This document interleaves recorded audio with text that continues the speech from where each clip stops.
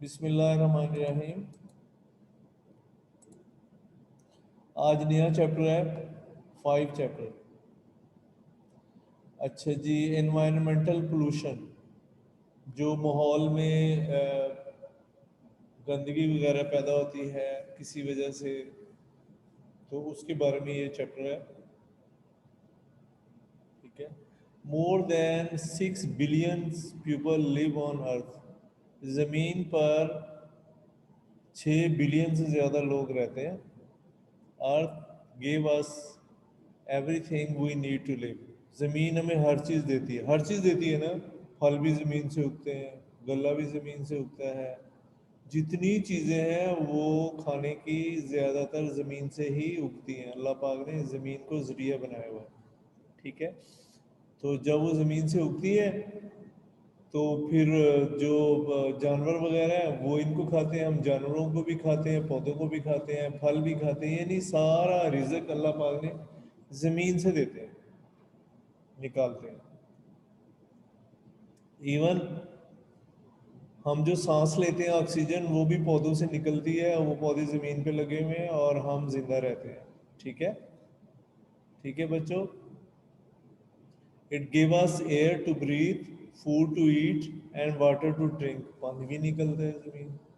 देखने अल्लाह ताला ने ऐसा निज़ाम बनाया, सब कुछ ज़मीन में दबा दिया, वहीं से निकल रहा था। It give us material for our clothes. कपड़ा भी जो हमने पहना हुआ है, ये भी ज़मीन से जो पौधे निकलते हैं उससे मिलता है। And for building our houses, आप जो मटेरियल है घर बनाने के लिए, वो सारे का सारा, अगर लकड़ी का भी बनाते हैं तो वो भी ज़मीन से निकलती है, ज़ाहिर है।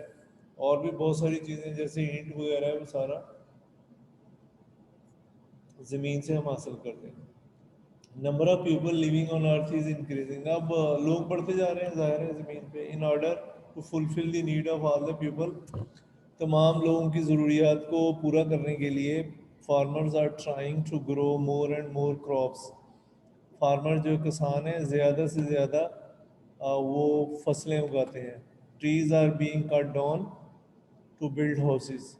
दरख्त काटे जाते हैं घर बनाने के लिए, ठीक है, और रोड बनाने के लिए। New factories and industries are being build. फैक्ट्रियाँ लगाई जा रही हैं नई, जिससे दरख्त कट रहे हैं।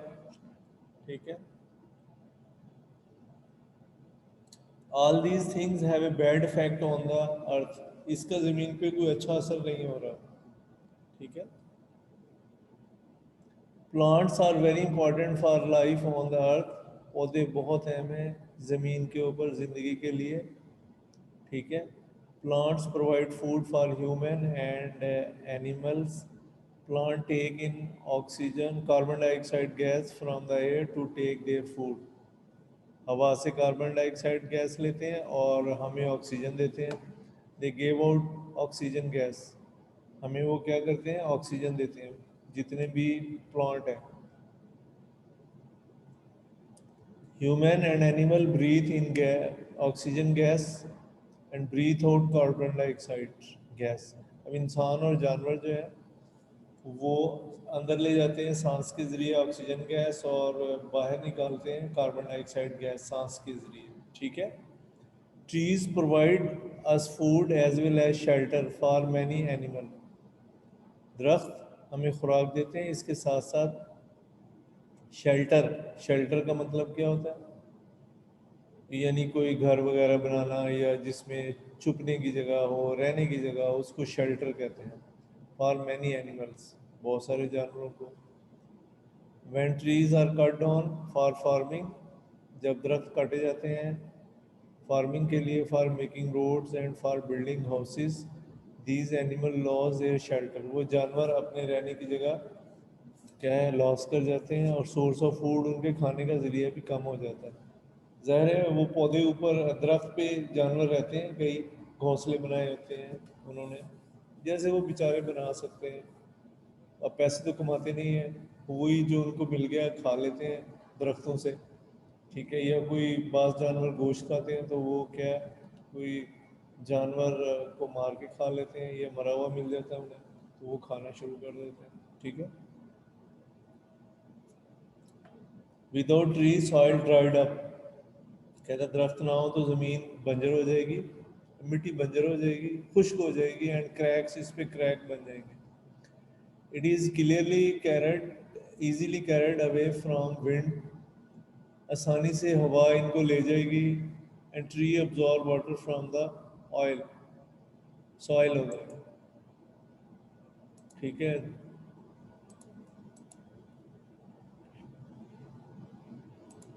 जी फहद क्या कहते हैं बेटे, क्या कहते हैं फहद? क्रैक्स के क्या मायने हैं? क्रैक्स का मतलब जमीन गीली वो हो जाती है ना, सूख जाती है, तो दरमियान में दरारें पड़ जाती हैं, जैसे लकड़ी वगैरह में नहीं पड़ी होती है घरों में, दरारें या लाइनें पड़ जाती हैं और यस सर, जंग। शिकार हो जाती है, उसको क्रैक कहते हैं। Okay sir. अच्छा जी।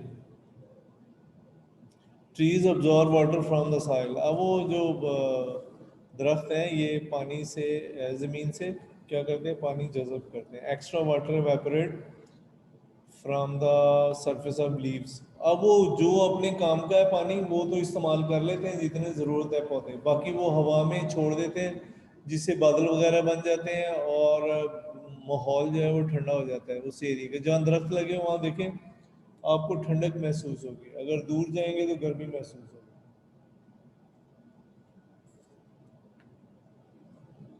Extra water evaporate from the surface of leaf. ज़्यादा पानी जो एवेपोरेट होता है सरफेस ऑफ लीव्स, पत्तों की सरफेस से। It help in forming clouds and so tree effect the rainfall area. ठीक है। हेल्प इन फॉर्मिंग क्लाउड्स, और दरख्त जो है असरअंदाज होते हैं बारिश पे उस एरिया में। If you cut on the tree no water will be carried from the soil to the leaves. अगर आप दरख्त काट दें तो कोई भी पानी जो है वो मिट्टी से पत्तों तक नहीं जाएगा, and therefore there will be less rainfall, और वहाँ पानी बारिश भी कम होगी। ठीक है। यानी अगर पौधे नहीं होंगे जिस एरिया में, वहाँ बारिश कम होगी, उसकी वजह है कि पौधे हैं नहीं और पानी नीचे से ऊपर पत्तों तक नहीं जा रहा, पत्तों से एवेपोरेट होता है वो। आपको शायद पता होगा पत्तों से एक्स्ट्रा वाटर, बाकी तो वो इस्तेमाल कर लेता है पौधा, जो बच जाता है उसको पत्तों से, स्टोमाटा होते हैं पत्तों में, उनको एवेपोरेट कर देता है। एवेपोरेट का मतलब निकल जाते हैं वहाँ से।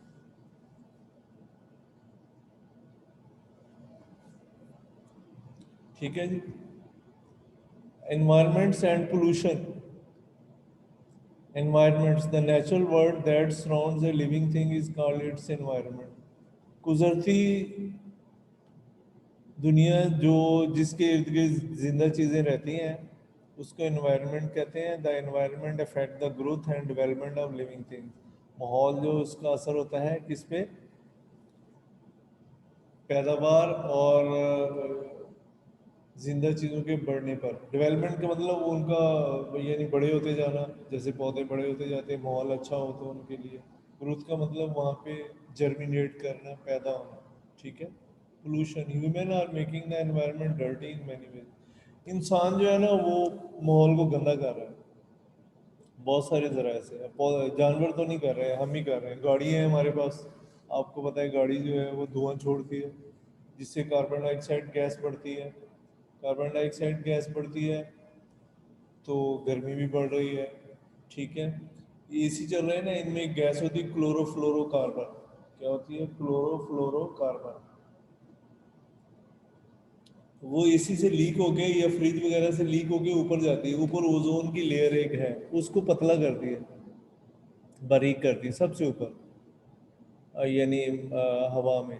तो जब वो पतली होती है ना, फिर क्या होता है कि अल्ट्रा वायलेट रेज ऊपर से आती हैं ज़्यादा, जो हमारी स्किन को नुकसान पहुंचाती हैं और ज़मीन जो है ज़्यादा गर्म हो जाती है। ठीक है। क्लोरोफ्लोरोकार्बन इसका नाम है। वो आगे आएगी तो पढ़ेंगे, वो जस्ट बता रहा हूँ, ये भी पोल्यूशन का एक जरिया है।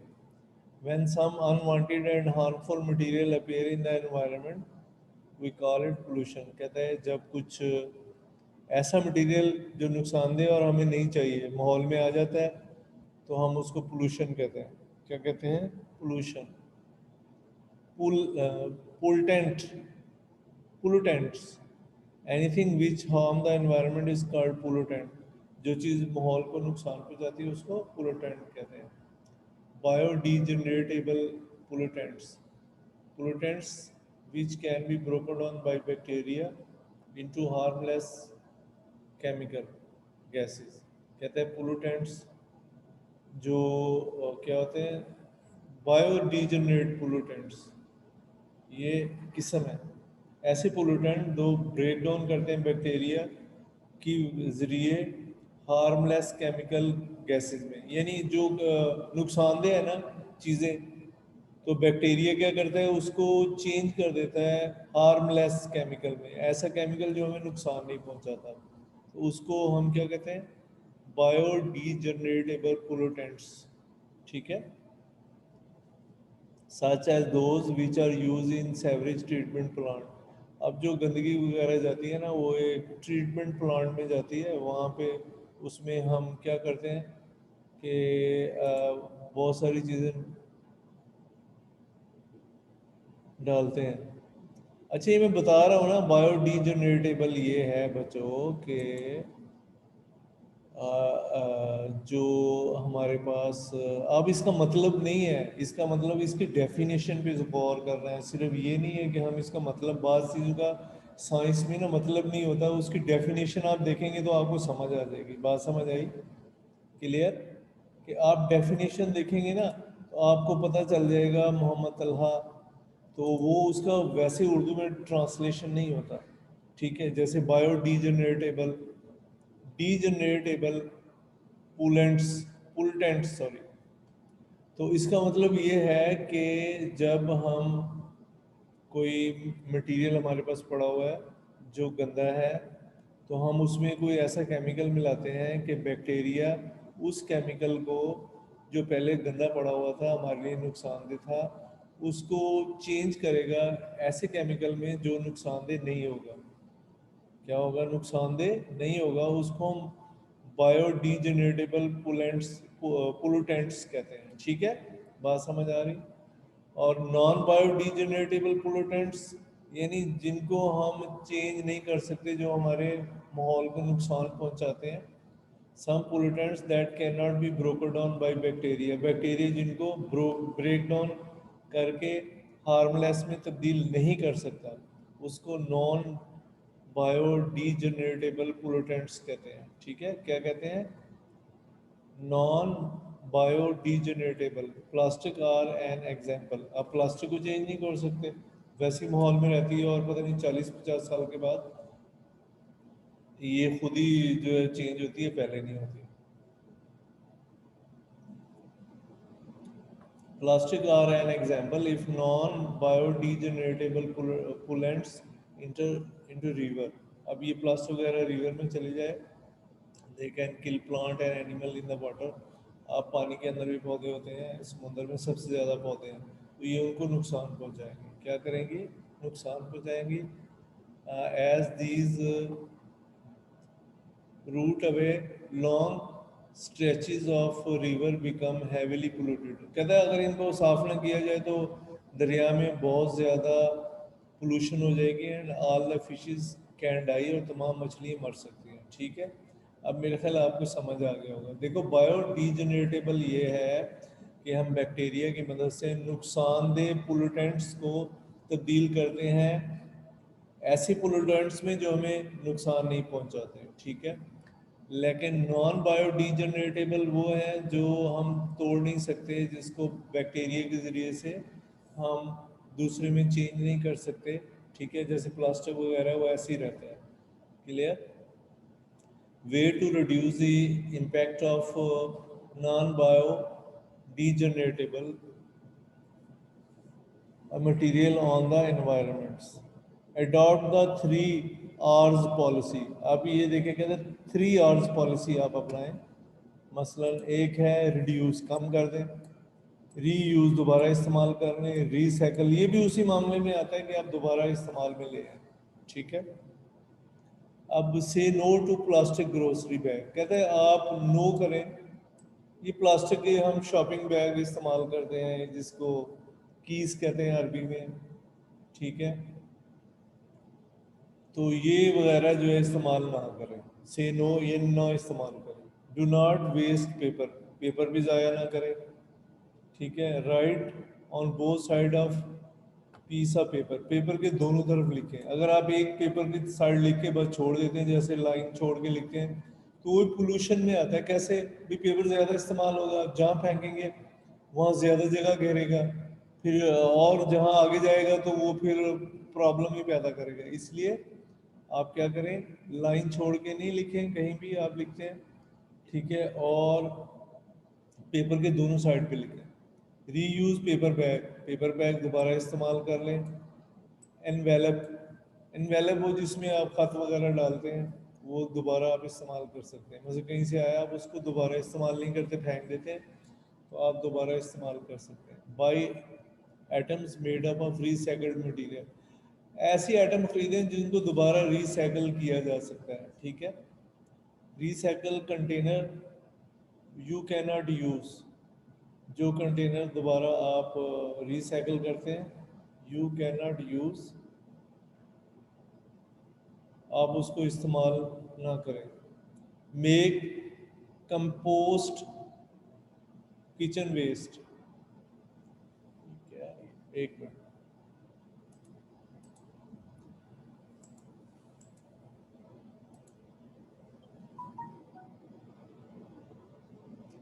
अच्छा जी, मेक कंपोस्ट किचन, ये मेरे ख्याल इसमें कुछ और आएगा, ये मैं फिर आपको इसके बारे में बताऊंगा ये सही है या गलत है। अच्छा, recycle vegetable, fruit peels, tea bags, and use them in your garden as a fertilizer. कोई वेजिटेबल है ना, उसको रिसाइकल कर लें। एक मिनट फाद ठहर जाओ, फ्रूट को भी रिसाइकल कर सकते हैं आप, खाद के तौर पे इस्तेमाल कर सकते हैं, फसलों में डाल लें, ठीक है, ऊपर मिट्टी डाल लें, तो उससे ये होगा कि वो नीचे जो है ज़मीन की ज़रखेज़ी बढ़ जाएगी और वो भी कवर हो जाएंगे, उनका जो वेस्ट वगैरह है ख़त्म हो जाएगा।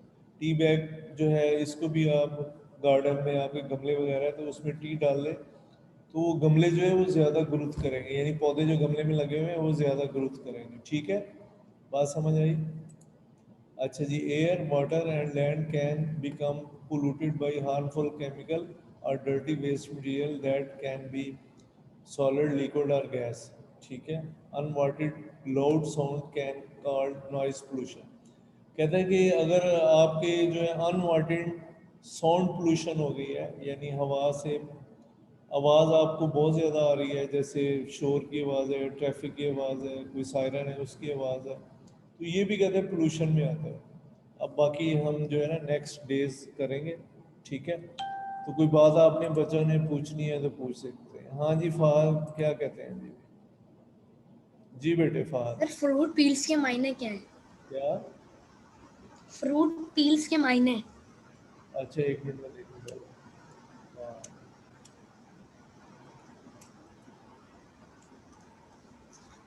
सर सेकंड लास्ट स्लाइड में। इधर, अच्छा जी, रिसाइकल फ्रूट पील्स, पील्स कहते हैं वो जो गठे होते हैं ना, जो बच गया और उसको क्या किया कि आप फेंकना चाहते हैं, कोई ज़ाया हो गया फ्रूट, पील्स का मतलब होता है वो बैग जो होते हैं उसके। हाँ जी फात, क्या कह रहे हैं? अभी तो आपने बोला। जी बेटे, चले जी, ठीक है जी। हाँ इब्तिसाम, क्या कहते हैं? सर फ्रूट के छिलके, फ्रूट पील्स मतलब फ्रूट के छिलके। अच्छा, ओह सॉरी यार। तो फ्रूट के छिलके, वो कह रहे हैं कि आप उसको क्या करें कि